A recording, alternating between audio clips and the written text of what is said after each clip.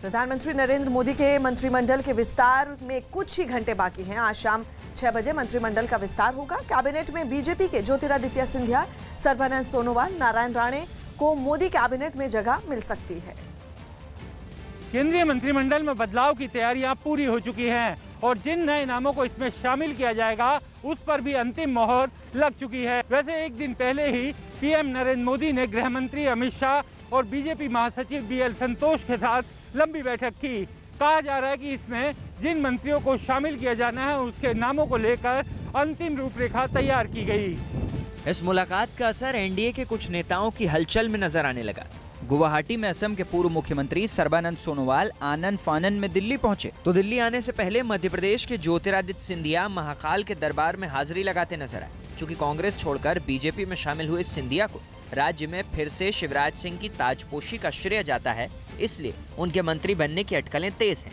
लेकिन सिंधिया ने मीडिया के सवाल को टाला जरूर, लेकिन नकारा नहीं। यहाँ से मैं जा रहा हूँ कई जगह श्रद्धांजलि अर्पित करने के लिए, फिर बीजेपी कार्यालय भी मैं जा रहा हूँ, 2-3 लोगों के यहाँ भी जा रहा हूँ और ऐसा ही विस्तृत दौरा रोज की तरह। बीजेपी के बड़े नेता ज्योतिरादित्य सिंधिया को बताया जाता है कि बीजेपी के संगठन महासचिव बीएल संतोष ने खुद फोन कर दिल्ली आने की बात कही।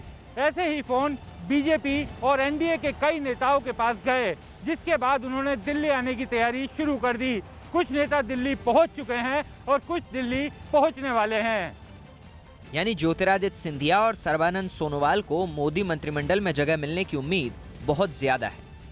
बताया गया कि कोरोना से देश को उबारने की हर मुमकिन कोशिश करने के साथ ही प्रधानमंत्री अपने मंत्रिमंडल में विस्तार के मुद्दे पर भी करीब 2 महीने से काम कर रहे थे। इस दौरान उन्होंने अपने मंत्रियों का रिपोर्ट कार्ड देखा और इसी आधार पर मंत्रिमंडल में फेरबदल की रूपरेखा तय की गई। अगर फेरबदल होता है तो 2019 में दूसरी बार चुनकर आने के बाद यह पहला मौका होगा जब पीएम मोदी कैबिनेट का विस्तार करेंगे।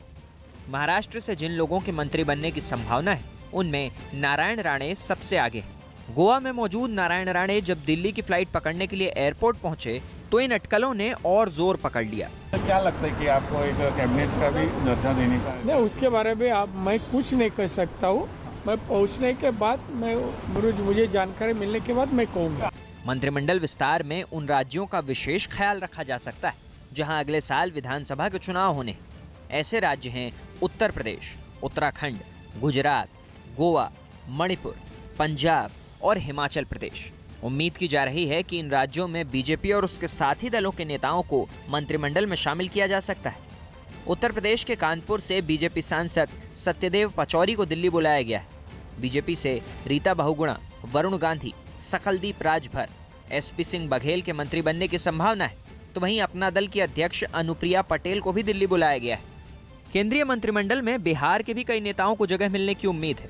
बताया गया कि बिहार से नीतीश कुमार की पार्टी जेडीयू के कोटे से राजीव रंजन उर्फ ललन सिंह, आरसीपी सिंह, रामनाथ ठाकुर, चंद्रेश्वर प्रसाद चंद्रवंशी, दिलेश्वर कामत और संतोष कुशवाहा को मंत्री बनाया जा सकता है।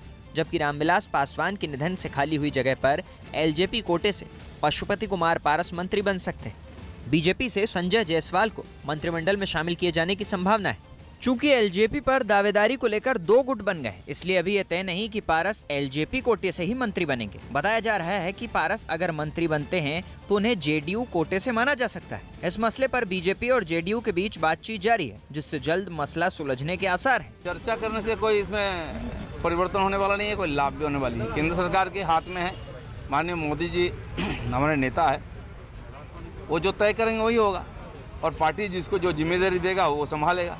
केंद्रीय मंत्रिमंडल में 81 मंत्री हो सकते हैं, लेकिन इस समय मंत्रिमंडल में केवल 53 ही मंत्री हैं। शिवसेना और अकाली दल जैसी पार्टियां सरकार बनने के बाद एनडीए से बाहर हो गई थी। इसके अलावा रामविलास पासवान जैसे नेताओं के निधन के बाद कुछ मंत्रियों के पद खाली हो गए थे। जाहिर है आने वाले साल में कुछ राज्यों में विधानसभा चुनाव भी होने हैं। उसे देखते हुए युवाओं को ज्यादा प्रतिनिधित्व मिल सकता है। साथ ही जातीय और क्षेत्रीय समीकरण का भी इस मंत्रिमंडल में खास ध्यान रखा जाएगा।